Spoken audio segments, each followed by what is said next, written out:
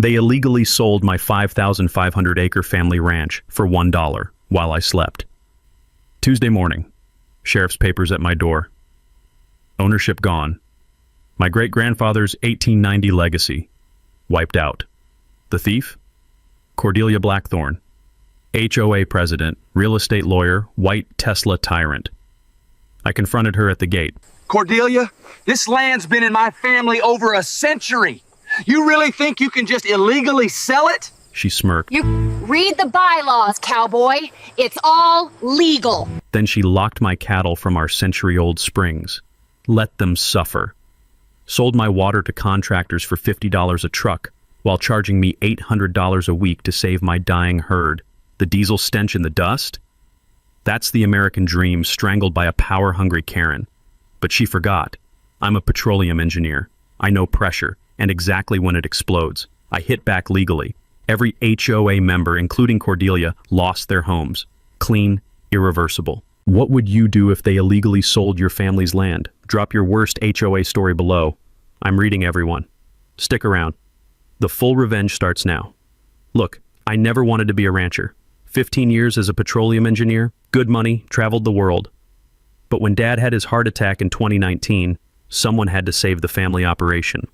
Copper Creek Ranch, 5,500 acres that my great-grandfather Josiah claimed in 1890. The man walked here from Tennessee with a mule and a dream, dug 3 natural springs by hand, built our homestead from limestone he quarried himself. 4 generations of Whitfields had worked this soil. Never owed anybody anything. The ranch was profitable but cash poor, typical operation. I just dropped $60,000 on new equipment, another $40,000 on herd expansion. Money was tight, but the land was solid gold. Those natural springs kept my cattle alive during the brutal Texas droughts that killed neighboring operations. Then the suburbanites invaded. Willowbrook Estates, 47 cookie-cutter McMansions ranging from $400 to $800 grand. Perfect lawns you could putt on, matching brass mailboxes, HOA rules thicker than a Bible. They started building in 2019, finished in 2022, and immediately began acting like landed gentry. The smell of fresh concrete and chemical lawn treatments drifted across my pasture every morning, mixing with the natural scent of prairie grass and cattle. Progress, they called it. I called it the death of rural Texas. Their self-appointed queen was Cordelia Blackthorne. 58 years old, real estate attorney with silver hair pulled so tight it could slice diamonds. She drove that white Tesla Model S like it was a battle tank, always wore designer pantsuits that cost more than most people's monthly salary. Those ice-cold blue eyes looked at working folks like we were stains on her perfect world. The woman had serious Karen energy, the kind who calls police on kids selling lemonade, then lectures them about permits. Our first meeting happened on a Tuesday morning in March. I'm feeding cattle when I hear expensive heels clicking across my gravel driveway like machine gun fire. Cordelia marches up to my gate carrying a manila folder thick enough to stop bullets. "Mr. Whitfield," she announces without preamble, voice dripping with condescension. "We need to discuss your boundary violations." I lean against my fence post, steam rising from my coffee mug in the cool morning air. "What violations?" She opens that folder with the dramatic flair of a prosecutor presenting murder evidence. "Your cattle are illegally trespassing on Willowbrook Estates property. You need to relocate your herd immediately." "Ma'am, this fence line hasn't moved since my great-grandfather surveyed it in 1892. "Well," she smiles like a shark smelling blood. "Times change. We have professional surveys now, modern technology." She hands me legal papers that rustled like dead leaves.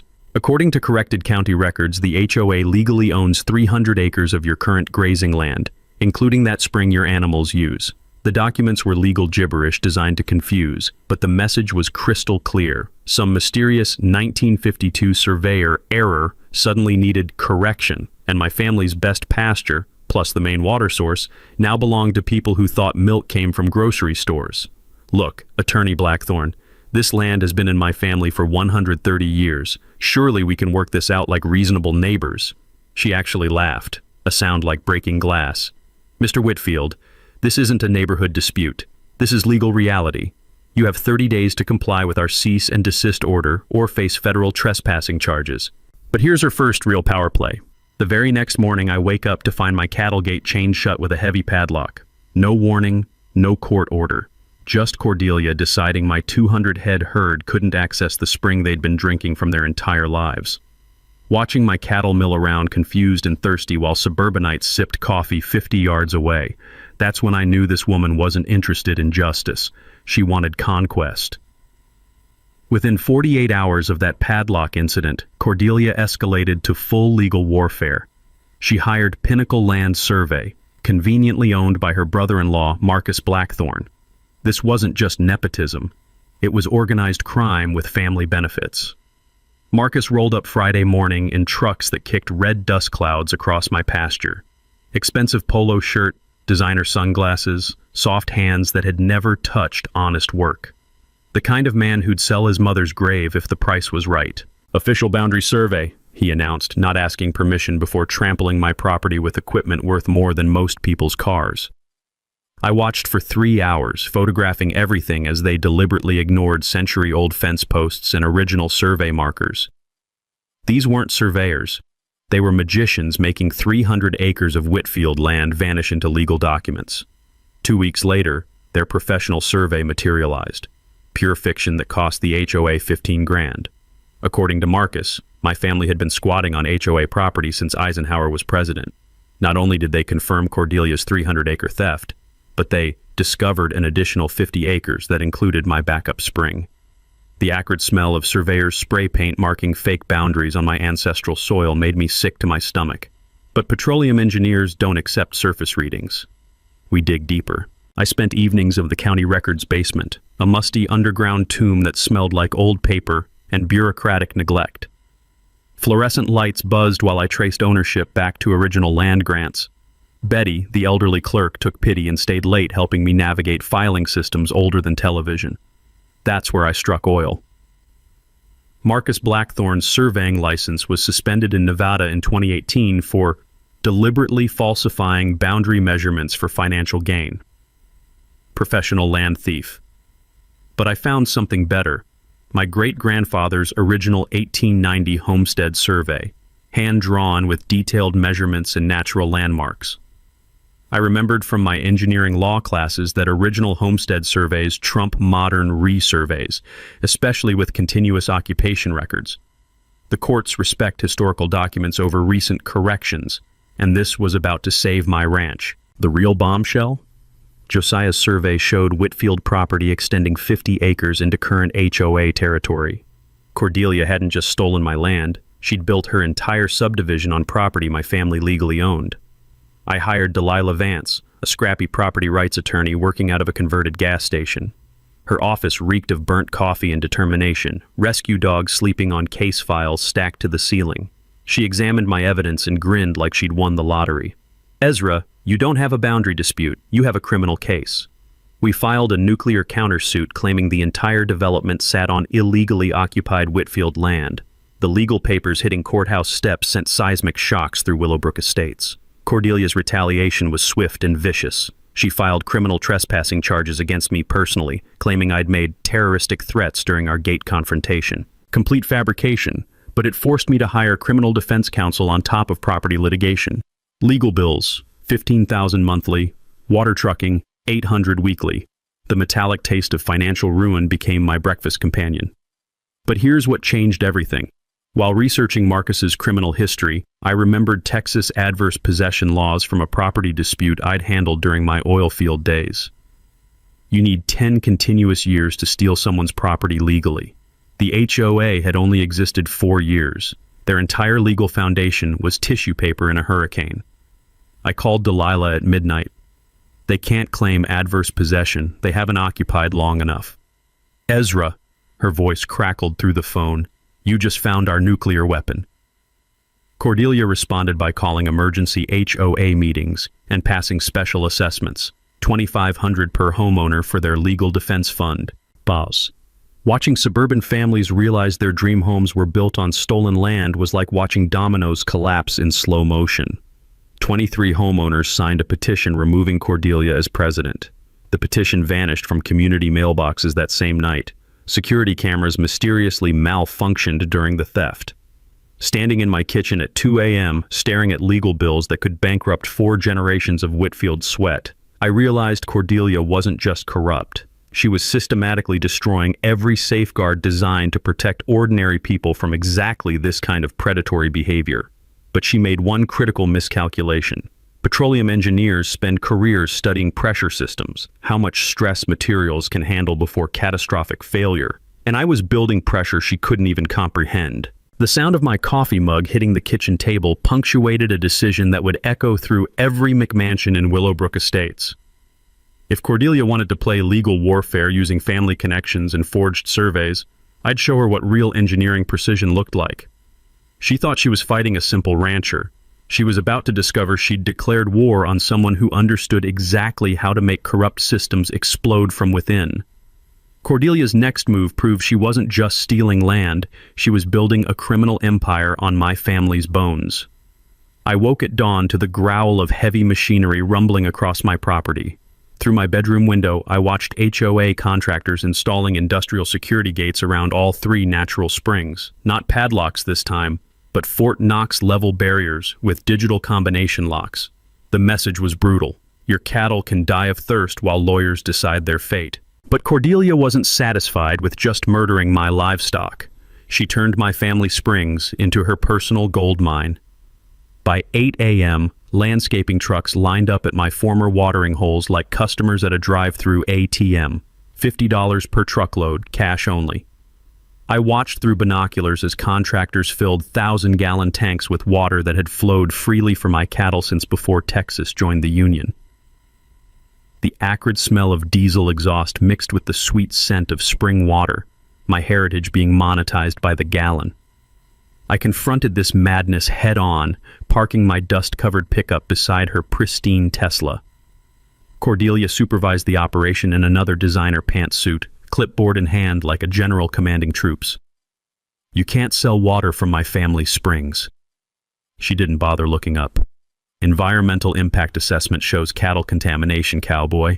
We're providing public service, filtering and distributing clean water to legitimate businesses."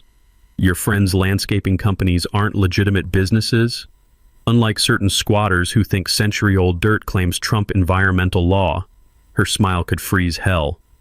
"These springs require protection from agricultural contamination." Then she unleashed her nuclear weapon. An official Texas Commission on Environmental Quality complaint claiming my cattle were polluting groundwater with fecal contamination. According to her fabricated report, my 200-head herd posed imminent threat to regional water safety. The TCEQ notice arrived demanding immediate cattle relocation or face $10,000 daily fines. My own springs, hand-dug by my great-grandfather in 1890, were now environmentally sensitive areas requiring protection. Standing in my kitchen reading government letterhead threatening to destroy 4 generations of ranching, something snapped inside my chest. This wasn't theft anymore, it was systematic annihilation using state agencies as weapons. But my petroleum engineering background included extensive environmental compliance training. I knew Texas water law better than Cordelia assumed. Surface water belongs to landowners. Springs are surface water under state statute. But commercial water sales require TCEQ permits, the same agency she'd weaponized against me. I pulled her complaint and cross-referenced commercial permits databases. She'd never filed proper documentation for her $50 operation. Monday morning, I called TCEQ enforcement, reporting illegal commercial water sales without permits. The penalties? $10,000 daily, exactly what she'd threatened me with. But researching her permit history revealed something devastating. Cordelia charged Willowbrook homeowners $30 monthly spring maintenance fees for maintaining springs she didn't own. 47 homes times $30, 12 months, nearly $17,000 in annual fraud. She wasn't just stealing my water. She was running a protection racket, charging neighbors for the privilege of her theft. Buck Morrison confirmed it at the feed store. Retired plumber, decent man trapped in Cordelia's web when he bought his dream home. "Ezra, our water bills tripled since her spring management program," he said, loading salt blocks into his pickup bed. "Bill shows premium spring maintenance charges I never authorized." Buck slipped me photocopied HOA meeting minutes where Cordelia bragged about significant revenue streams through natural resource management, corporate speak for stealing my water and billing my neighbors. 12 homeowners threatened HOA lawsuits for financial mismanagement. Cordelia's response? Individual lawsuit threats against each disruptive element, promising financial destruction for anyone questioning her authority. Here's the game changer I discovered in those documents. She was also selling excess spring water to 3 different landscaping companies owned by HOA board members' relatives. The woman had created a closed-loop money laundering operation using my family's century-old springs. The constant rumble of diesel generators running those theft pumps became my personal hell soundtrack. Lying awake at 3 a.m. listening to machinery steal my heritage while my cattle stood thirsty 50 yards away, that's when I realized Cordelia's fatal miscalculation. She'd transformed my neighbors from neutral bystanders into fellow victims. Buck wasn't just angry about fraudulent fees. He was documenting every illegal transaction, every forged signature, every backdoor deal. A retired plumber with time, motivation, and detailed knowledge of every pipe, pump, and permit in Willowbrook Estates. The sweet irony? While Cordelia was busy stealing my water, she'd accidentally recruited my most valuable ally, a man with inside access to HOA financial records and a growing hatred for the woman bankrupting his retirement. Sometimes the enemy's greed creates exactly the weakness you need to destroy them. 3 months into our water war, Cordelia decided subtlety was for suckers, time for total annihilation.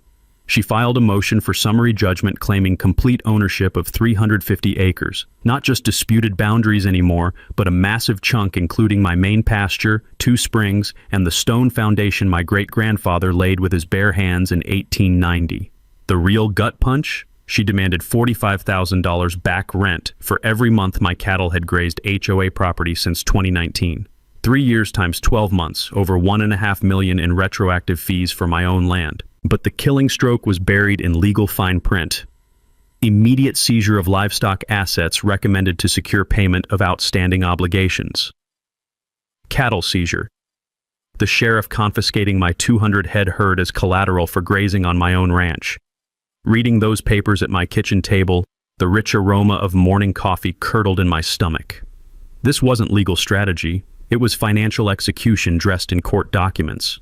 But petroleum engineers thrive on analyzing complex systems under pressure, and Cordelia's machine was showing hairline cracks that could split her empire wide open. I dove into Secretary of State corporate filings, following paper trails through shell companies like breadcrumbs through a forest of fraud. The original HOA incorporation told a fascinating story.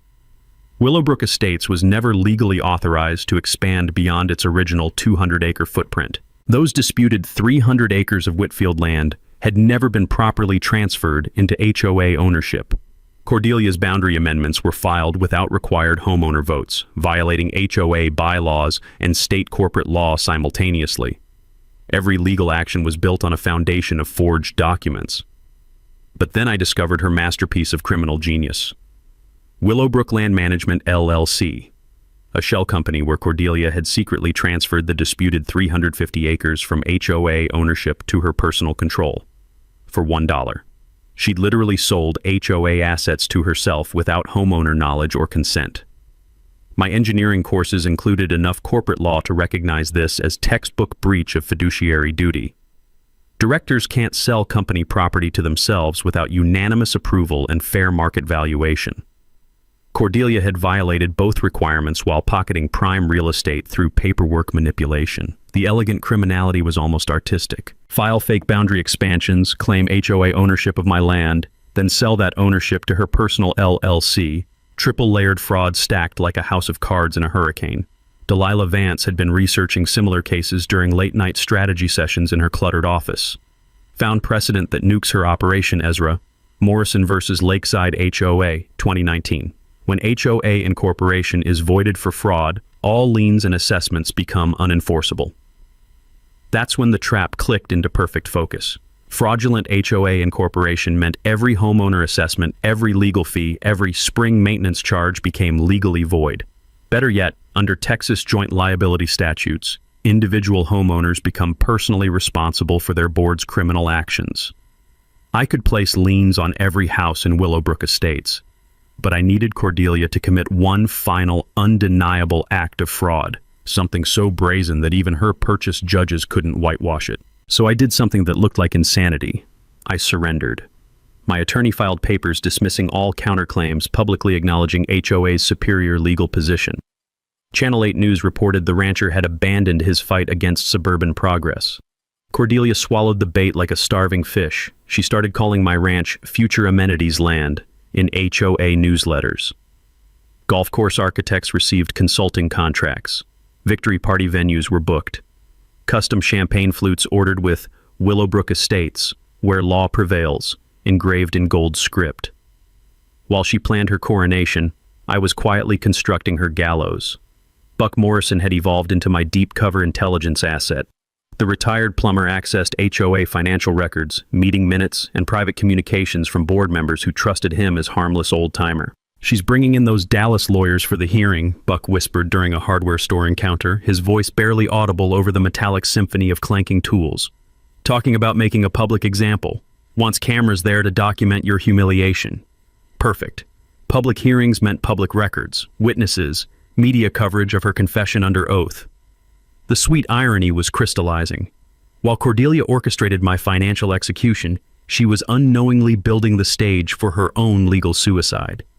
Because petroleum engineers understand something fundamental about pressure systems, the more force you apply to flawed materials, the more spectacular the explosion becomes when everything finally fails. And I was about to demonstrate that principle using her own fraudulent empire as the demolition charge. While Cordelia planned her victory celebration, Buck Morrison was quietly photocopying the documents that would end her criminal career. The retired plumber had keys to the HOA office and 40 years of instinct for finding leaks. This leak was Cordelia's arrogance. She'd documented every fraudulent transaction like a serial killer keeping trophies. Buck slipped into my kitchen Tuesday night carrying a manila envelope that felt heavy as a tombstone. The smell of photocopier toner mixed with his nervous sweat filled my kitchen. "Ezra, you need to see this before deciding whether to keep fighting." Inside were bank statements, wire transfers, and internal emails revealing criminal enterprise so systematic it belonged in a federal prosecution manual. The smoking gun, Cordelia's personal banking record showing her Willowbrook Land Management, LLC, shell company. 18 months of siphoning $180,000 in HOA funds. Money homeowners believed was paying legitimate legal expenses. But the nuclear warhead was buried in email exchanges between Cordelia and Surveyor Marcus about their land acquisition strategy. Her actual words preserved in digital evidence, filed amended in corporation docs, and corrected boundary surveys today. Cowboy still doesn't realize we've legally transferred his property to LLC management. Once summary judgment confirms ownership, we liquidate his assets to recover our expenses. Brilliant, really. Liquidate. She wasn't just stealing my ranch. She planned to auction off 130 years of family heritage to pay her own attorney fees. Buck's intelligence went deeper. Cordelia had meticulously documented every step, apparently planning to write a book about brilliant legal strategies for rural property acquisition. Her criminal handbook included mail fraud through false incorporation filings, wire fraud via electronic fund transfers, conspiracy with family members to manipulate surveys, organized criminal activity spanning 4 years, federal charges carrying 20-year sentences. The devastating kicker, under Texas joint liability statutes, HOA fraud makes every member financially responsible for board crimes. Innocent families trusting Cordelia to protect their investments were now legally liable for her criminal enterprise. I could place $1.2 million in liens against individual homes, forced sales, foreclosures, financial ruin for people who'd never asked to join Cordelia's war against my family. Sitting at my kitchen table surrounded by evidence, the bitter taste of cold coffee mixing with the metallic tang of righteous fury, I faced a choice that would define my character forever. Option 1, nuclear revenge. Bankrupt every homeowner in Willowbrook Estates. Scatter 47 families across 3 counties, leaving suburban ruins where dreams once flourished. Option 2, precision surgery. Target only the guilty while protecting innocent neighbors manipulated by a criminal they'd trusted with their life savings. Buck's weathered face waited for my decision. This decent man had risked everything exposing corruption not for revenge, but because justice mattered more than personal safety. How many homeowners actively supported her land grab? 7 voted for boundary expansion. He produced meeting minutes. Rest either opposed or didn't understand the vote. She bulldozed objections and rushed approval. 7 guilty parties. 40 innocent families. The engineering solution crystallized perfectly. Use Cordelia's own fraudulent system for surgical removal of cancer while preserving healthy tissue. Federal RICO laws allowed targeting only knowing participants in criminal conspiracy. I could destroy Cordelia's life, bankrupt her 7 collaborators, and offer protection to innocent homeowners in exchange for testimony against their betrayer. The beauty of legal precision: justice served cold, calculated, and absolutely devastating to anyone who'd stolen from my family, while protecting neighbors who'd been victims of the same criminal I was hunting. Sometimes the sweetest revenge is perfectly, surgically legal. The next 3 weeks transformed my kitchen into a war room that would shame Pentagon strategists. Delilah Vance moved her entire practice to my ranch, legal documents carpeting every surface like battlefield maps. The rich aroma of burnt coffee mixed with printer ink and pure determination while we constructed the most devastating fraud case in Texas HOA history. My grandmother's dining table vanished under evidence boxes, whiteboards covered every wall with criminal network flowcharts, and photocopiers hummed their mechanical symphony of approaching justice. I assembled a team that would make the Avengers jealous. Delilah commanded property rights and civil RICO warfare. Marcus Webb, former federal prosecutor turned criminal attorney, coordinated law enforcement liaisons. Buck Morrison supplied insider intelligence and witness recruitment. Iris Lucy, HOA treasurer turned forensic accountant, had spent months secretly documenting Cordelia's financial crimes with accountant's precision. The strategy required synchronized strikes across multiple fronts like D-Day planning. Criminal referrals were prepared for FBI financial crimes, Texas Attorney General Organized Crime Unit, State Bar Disciplinary Board, and IRS criminal investigation. Each agency could deliver independent punishment: federal prison, state felonies, professional disbarment, crushing tax penalties. I remembered from oil field compliance training that RICO convictions allow triple damages plus attorney fees, meaning I could collect $2.4 million from Cordelia personally while she served 20 years behind bars. Civil lawsuits targeted her $850,000 home plus $400,000 in rental properties through federal RICO claims, state fraud actions, and fiduciary duty violations. We'd prepared regulatory complaints with Texas Real Estate Commission for unlicensed development, TCEQ for illegal water sales, county prosecutors for document fraud. Regulatory agencies love destroying corrupt attorneys as public examples.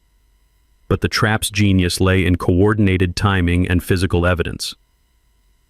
My boundary line game cameras had captured 347 photographs documenting continued trespassing by HOA security. GPS surveys proved they'd constructed $15,000 worth of illegal fencing 50 feet inside my property boundaries. Every criminal act was documented with engineering precision. All legal papers sat prepared but sealed. Criminal complaints drafted but unsubmitted. Media interviews recorded but unaired. The entire arsenal waited for Cordelia's final mistake at the summary judgment hearing. Channel 8's investigative reporter Sarah Kim had spent weeks researching Cordelia's background, discovering identical fraud patterns in Nevada and Arizona. We met clandestinely at a truck stop on Highway 287, diesel fumes and conspiracy filling the night air. She's been running this exact scam for years, Sarah revealed, spreading photographs across the truck stop table. Rural properties adjacent to new developments, fraudulent surveys, shell company transfers. She's a serial land thief with law degree credentials. Meanwhile, I engineered protection for innocent homeowners caught in Cordelia's web. 39 families would receive safe harbor agreements, complete legal immunity in exchange for testimony against their betrayer. These cooperation contracts would shield honest neighbors from joint liability while ensuring their evidence helped convict the criminal who'd stolen their trust along with my land. Buck Morrison had evolved into my Underground Railroad conductor, organizing secret meetings in barns, garages, and back porches throughout Willowbrook Estates. His network included teachers, mechanics, nurses, retirees, working people who'd invested life savings in dream homes only to discover they'd unknowingly funded organized crime. 40 families want her in federal prison, Buck reported during another midnight kitchen conference, his weathered hands wrapped around coffee that had gone cold hours earlier. 7 families are hiring lawyers because they know they're guilty as sin. The mathematical precision satisfied my engineering soul. Property liens were calculated to the penny using joint liability formulas. We'd identified which properties were homestead-protected primary residences versus fully exposed investment properties. 8 collaborators owned rental properties worth $3.2 million total, more than enough to satisfy my damages with compound interest. Our timeline was choreographed like military invasion. First week, simultaneous criminal complaint filing across all agencies. Second week, civil lawsuit service on Cordelia and collaborators. Third week, property lien recordings creating immediate title clouds. Fourth week, public destruction at summary judgment hearing with comprehensive media documentation. The evidence boxes stacked in my guest bedroom contained everything needed for complete annihilation. Bank records proving embezzlement, forged incorporation documents establishing mail fraud, recorded conversations documenting conspiracy. Federal prosecution plus civil devastation, all tied with a bow of professional disbarment. Sitting in my command center at 3 a.m., surrounded by proof of systematic betrayal, I experienced the calm focus that came from solving impossibly complex technical problems. Every variable calculated, every pressure point mapped, every potential failure mode anticipated and countered. Cordelia assumed she was intimidating a simple rancher who'd surrender when threatened with bankruptcy and livestock seizure. She was about to learn she'd challenge someone who understood exactly how much stress fraudulent systems could endure before exploding into irreparable fragments. Cordelia threw herself a victory party 3 days before our court date. Champagne, caviar, and criminal confessions, all rolled into one spectacular mistake. The country club celebration featured $3,000 worth of Dom Perignon, custom napkins reading "Where Law Prevails," and a guest list that read like a corruption directory. Judge Morrison, city council members, and every real estate developer within 50 miles. Buck Morrison worked that party like undercover FBI, recording conversations while refilling champagne flutes. The audio he captured was prosecutorial gold. Moving boundary lines is child's play when you understand rural property law, Cordelia's voice carried across the room, crystal clear above clinking glasses. These cattle ranchers are too backward to comprehend modern legal strategies. Next week, I'll own his entire operation and auction everything to recover my expenses. She was literally toasting her own criminal conspiracy in front of witnesses. But celebration had made Cordelia sloppy, and sloppy criminals escalate into terrorism. She hired Decker Investigations for aggressive property protection, mercenaries who specialized in psychological warfare disguised as security services. Their tactics were straight from military harassment manuals. Spotlight trucks parked on my boundary at 3 a.m., running diesel generators that sounded like attack helicopters hovering over my bedroom. Million candle power searchlights swept through my kitchen windows during dinner, turning family meals into interrogation scenes. The constant diesel exhaust mixed with the metallic taste of adrenaline that comes from being hunted on ancestral ground. Security guards followed my truck to town, maintaining precisely legal distances, patrolled my fence lines with surveillance cameras, and documented my every movement like I was a terrorist suspect rather than a rancher defending his heritage. But their fatal mistake was escalating from harassment to sabotage. My phone rang at 4 a.m. with my neighbor's panicked voice. "Ezra, your cattle are wandering Highway 287 in the dark." 30 head of my herd had somehow escaped their pasture, creating a traffic nightmare that could have killed entire families driving to early morning shifts. I threw on clothes and raced to the highway, heart pounding as I imagined station wagons full of kids hitting 1,000-pound bulls at 60 miles per hour. Deputy Jake Hendricks arrived with emergency flares, helping me guide confused cattle off asphalt while documenting the clean wire cuts that proved deliberate sabotage.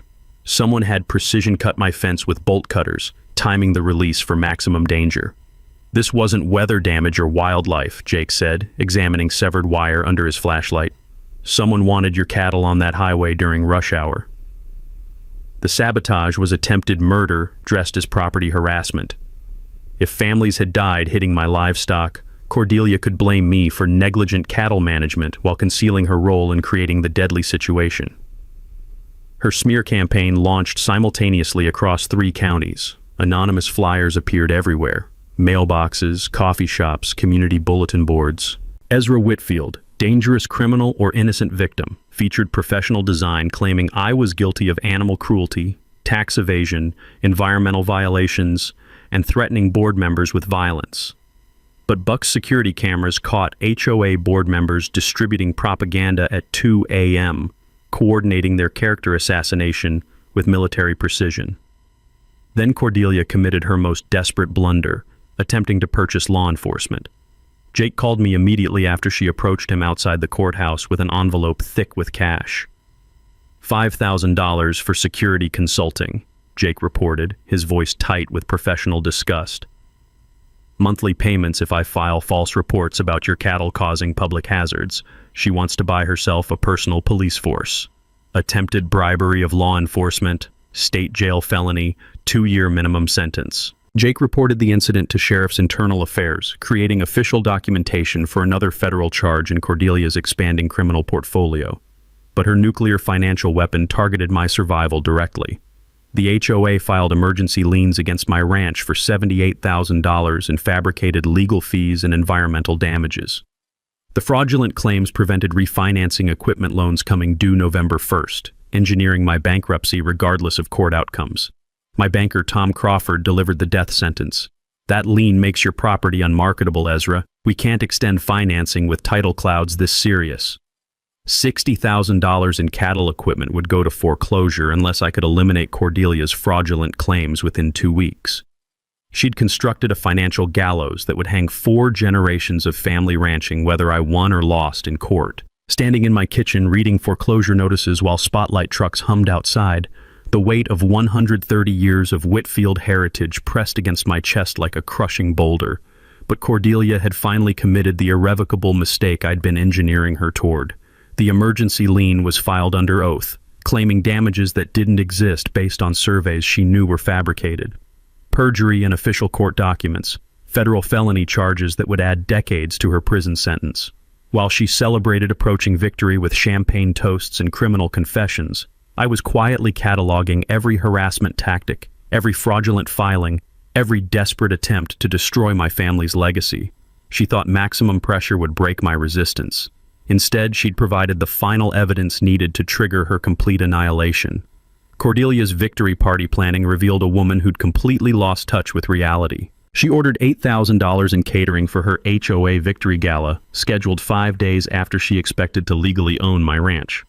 Sterling Catering received detailed instructions for a celebration-themed rural modernization through legal innovation, complete with champagne flutes engraved "Where Law Conquers Outdated Claims." The guest list was a corruption directory. Politicians she'd funded, judges she'd purchased, developers who'd profit from my family's destruction. She commissioned a victory speech about evolutionary property concepts that would be live-streamed to real estate conferences nationwide. My silence was feeding her delusions like gasoline on fire. Local news reported the rancher had acknowledged HOA's superior position after my attorney dismissed our counterclaims. Cordelia interpreted surrender as invitation to publicly humiliate my family's 130-year legacy. HOA newsletters started calling my ranch Future Amenities Land. Golf architects received design contracts. She gave interviews portraying herself as a legal visionary who'd protected suburban values from aggressive rural encroachment through innovative dispute resolution. The woman was planning victory laps around my great-grandfather's grave, but while Cordelia designed her coronation, federal prosecutors were engineering her destruction. FBI agent Paula Rodriguez called our evidence the most comprehensive fraud case outside organized crime families. Her arrest teams were positioned within 72 hours of execution. IRS criminal investigation had calculated $127,000 in unreported income from illegal water sales, federal tax evasion carrying mandatory prison time that couldn't be plea bargained away. State investigators had frozen her shell company assets pending criminal proceedings. The most devastating preparation was happening inside Willowbrook Estates itself. Buck Morrison's underground network had recruited 39 homeowners willing to testify against Cordelia in exchange for legal protection. Secret meetings rotated between garages and back porches, decent families sharing evidence of systematic fraud while planning coordinated testimony. "She didn't just steal your land," Martha Webb whispered during a clandestine gathering in Buck's workshop, motor oil and sawdust mixing with the electricity of rebellion. "She stole from every family here. Water fees, boundary lies, special assessments, pure theft disguised as community improvement." These weren't angry neighbors anymore. They were revolution organizing itself. But Cordelia's paranoia was generating evidence for her own prosecution. She filed harassment charges against Buck for stalking and privacy invasion, claiming his HOA meeting documentation violated board confidentiality. The charges were legally frivolous. Texas law makes HOA meetings public record, but revealed complete panic about information security. She was literally trying to criminalize transparency. Her legal costs had exploded beyond $340,000, forcing another emergency assessment of $7,200 per homeowner. 6 families immediately listed homes rather than fund criminal enterprise. When 41 residents signed petitions demanding her removal, Cordelia's response was nuclear: individual lawsuit threats against every signatory for defamation and conspiracy to undermine legitimate governance. She was threatening to bankrupt her own neighbors for exercising democratic rights. October 14th brought her most desperate gambit, demanding my immediate arrest for contempt through continued intimidation. She submitted fabricated voicemails and doctored emails as evidence of terroristic threats during confrontations that never happened. The manufactured evidence was so obviously fake that even corrupt judges would struggle accepting it. But Cordelia had abandoned rational strategy. She wanted me in jail before the hearing, eliminating courtroom surprises. Each fabricated document created another federal charge: obstruction of justice through falsified court evidence. As October 15th approached, her behavior became unhinged. Additional security cameras aimed at my house, frivolous noise complaints about cattle, demands for hourly sheriff patrols of my property line for public safety violations. The calculating criminal mastermind who'd started this war was ending it as paranoid, desperate felon generating evidence for her own conviction. That final night, I sat on my porch where 4 generations of Whitfields had watched the same stars, breathing air that still carried the scent of prairie grass and honest work. My great-grandfather's pocket watch ticked steadily in my palm, the same timepiece that had counted down his final heartbeats defending this exact piece of earth. The weight of 130 years of family sacrifice pressed against my chest, but for the first time in months, it felt like blessing rather than burden. Tomorrow morning, Cordelia would stride into that courtroom expecting coronation as the legal genius who'd conquered rural property rights through innovative boundary manipulation. Instead, she'd witness the precision-engineered implosion of everything she'd built on my family's stolen foundation. The irony was perfect. While she'd spent months trying to destroy the Whitfield legacy, I'd been quietly using her own criminal system to construct her complete annihilation. Sometimes the sweetest justice comes from letting enemies destroy themselves with their own weapons. October 15th, 9 a.m. Courtroom 3B was packed like a heavyweight championship fight. Judge Patricia Hawthorne called court to order while 200 spectators crammed into a space designed for 50. Overflow crowds filled the hallway, 6 news crews set up cameras, and the air crackled with anticipation thick enough to cut with a knife. Cordelia entered wearing a $2,000 Armani suit and diamond tennis bracelet, strutting toward the plaintiff's table like she owned the courthouse. Her confidence radiated through expensive perfume and predatory smile as she nodded to Judge Morrison, her purchased insurance policy sitting behind the bench. I sat quietly at the defendant's table in my best ranch clothes, clean Wranglers, pressed shirt, boots polished but honest. The weight of my great-grandfather's pocket watch anchored me while Cordelia prepared to celebrate stealing 130 years of family heritage. "Your Honor," Cordelia announced, rising with theatrical flair, "this is simple trespassing by a desperate man who refuses to accept legal reality." She presented her fraudulent survey, fake water rights claims, and manufactured boundary disputes with the confidence of someone who'd never faced consequences for systematic criminal behavior. The defendant has willfully ignored lawful court orders, continued illegal occupation of HOA property, and threatened board members with violence. She continued, each lie delivered with perfect legal polish. Then came her fatal mistake. All HOA filings were completely legitimate and properly authorized by unanimous board vote, she declared under oath, staring directly at Judge Morrison. Every boundary amendment was legally executed according to state corporate law. Perjury, on the record, in front of witnesses and media cameras. At 9:30 a.m., Delilah Vance rose from our table carrying evidence that would end Cordelia's criminal career. "Your Honor, we have new evidence of systematic fraud that changes everything about this case." FBI agent Paula Rodriguez entered the courtroom wheeling a cart loaded with evidence boxes while the gallery erupted in confused murmurs. Cordelia's face went white as courthouse marble. Judge Morrison looked genuinely bewildered. "Counselor, this is highly irregular." "Your Honor," Delilah interrupted, "we're presenting evidence of federal crimes that void this entire proceeding." The evidence avalanche began. Original 1890 homestead surveys proving true property boundaries, bank records showing $180,000 in embezzled HOA funds, forged incorporation documents with fabricated signatures, audio recordings of Cordelia confessing to boundary manipulation and conspiracy. But the nuclear weapon was Buck Morrison's secret recording from her victory party. Cordelia's crystal-clear voice filled the courtroom.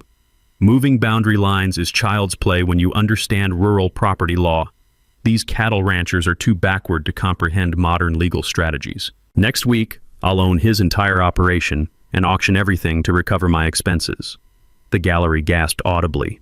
Several homeowners started crying. Cordelia's attorney frantically shuffled papers while his client's recorded confession destroyed any possible defense. At 10:15 a.m. FBI, Agent Rodriguez announced federal charges. "Ms. Blackthorne, you're under arrest for mail fraud, wire fraud, RICO conspiracy, and organized criminal activity." Her voice carried the authority of federal law enforcement. Potential sentence, 240 years in federal prison. Assistant District Attorney Jennifer Walsh read state charges. Organized criminal activity, theft over $300,000, fraudulent document filing, multiple first-degree felonies. But Delilah's civil nuclear strike was already launching. She filed property liens against 8 homes live in the courtroom, the computer system displaying real-time lien recordings on courtroom monitors for everyone to witness. Total damages, $1. $2 million in fraud recovery, plus triple RICO damages. Cordelia watched her $850,000 home become unmarketable in real time. "This is conspiracy," she screamed, finally losing her composed facade. "He's the criminal. He threatened us. He—" "Ms. Blackthorne," Judge Hawthorne interrupted coldly, "you are in contempt of court. Bailiff, arrest her immediately." The metallic click of handcuffs echoed through absolute courtroom silence as Cordelia Blackthorne, real estate attorney, HOA dictator, would-be land thief, was arrested in front of 200 witnesses and 6 television cameras. The gallery erupted. Buck Morrison stood and addressed the court. "Your Honor, 39 Willowbrook homeowners request protection from this criminal fraud." Homeowner after homeowner testified about Cordelia's deception. "She told us he was the criminal. We never authorized boundary changes. She stole from our HOA accounts while claiming to protect us." When I finally spoke, the courtroom fell silent. "Your Honor, I just wanted to keep my great-grandfather's ranch. She turned defending my family's legacy into a war I never asked for." The standing ovation lasted 3 full minutes. Judge Hawthorne's ruling was swift and devastating. Summary judgment denied for plaintiff, counter motion granted for defendant, complete ownership confirmed, HOA incorporation voided due to fraudulent foundation, all restrictions on disputed property removed within 48 hours. At 12:30 p.m., Cordelia was led away in sheriff's van while I stood on courthouse steps, my family's land finally secure after 6 months of legal warfare. The last image burned into my memory, Cordelia's face pressed against the van window, watching her criminal empire collapse into rubble while justice was finally, perfectly served. 6 months later, the smell of mesquite smoke and community laughter filled the air at our first annual Copper Creek Freedom Festival. Cordelia was serving 12 years in federal prison with no possibility of parole. The RICO judgment awarded me $2.4 million in triple damages, money that became the foundation for healing our community rather than enriching my bank account. Her 7 collaborating homeowners settled their liens for $60,000 to $95,000 each, their forced home sales funding a victim compensation program that helped innocent families recover from her systematic fraud.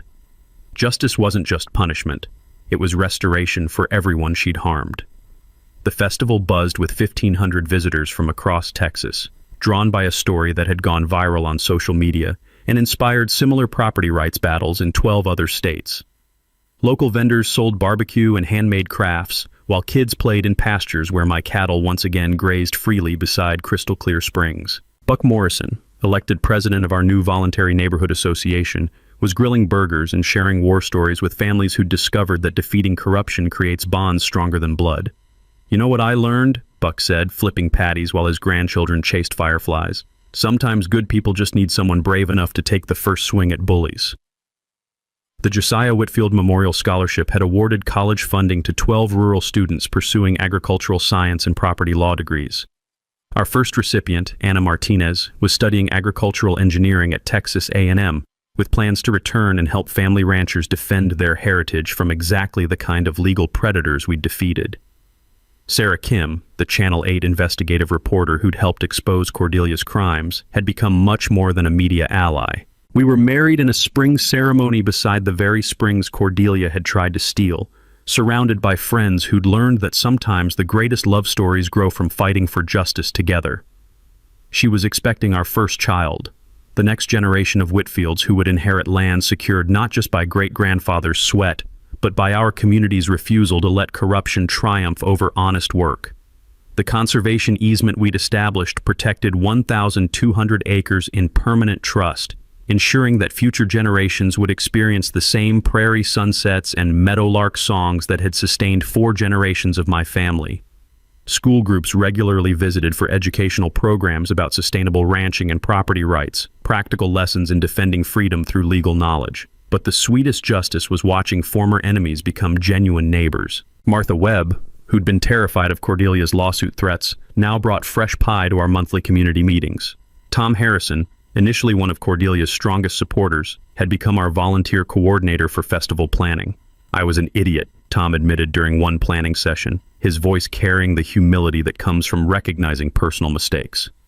She convinced me you were the problem when she was the one stealing from all of us. Forgiveness isn't weakness when it's earned through genuine repentance and community service. The legal precedent we'd established, Whitfield versus Blackthorn, was now cited in property rights cases across the American West. Rural families facing similar HOA fraud were using our playbook to defend ancestral lands from suburban colonization disguised as boundary disputes. Standing on my porch each evening, watching cattle graze peacefully while my pregnant wife planned our future, I felt the deep satisfaction that comes from engineering problems solved with precision, compassion, and unwavering commitment to what's right. The sound of those illegal fence posts being pulled from Whitfield soil had become the soundtrack of freedom restored through community solidarity and legal courage. My great-grandfather's pocket watch still ticked steadily in my palm, counting down moments of peace that he'd never lived to experience but had somehow made possible through his sacrifice and vision. Sometimes the greatest victories aren't about defeating enemies. They're about building communities strong enough to protect what matters most. You know what struck me about Asa case? It wasn't the 12 years Cordelia got, or even that 2.4 million judgment. It was that emergency lien she filed right before the hearing. $78,000 for legal fees and damages that didn't exist. She was so confident, so sure she had him cornered, that she put her lies under oath. I mean, the woman was literally days away from stealing his entire ranch. All she had to do was keep her mouth shut and let the corrupt system she built do its work. But she couldn't have herself have the street the knife one more time. That's the thing about people like Cordelia. They always go too far, always get greedy. It's never enough to just win. They have to humiliate you while they are doing it. And sometimes that's exactly what destroys them. Makes you wonder how many other HOA board members are out there right now, thinking they are untouchable, thinking nobody will ever do the work to stop them. Any of you dealing with someone like that in your neighborhood? Someone who thinks the rules don't apply to them? Let me know in the comments. And subscribe if you haven't. These stories, they are more common than most people realize. See you next week.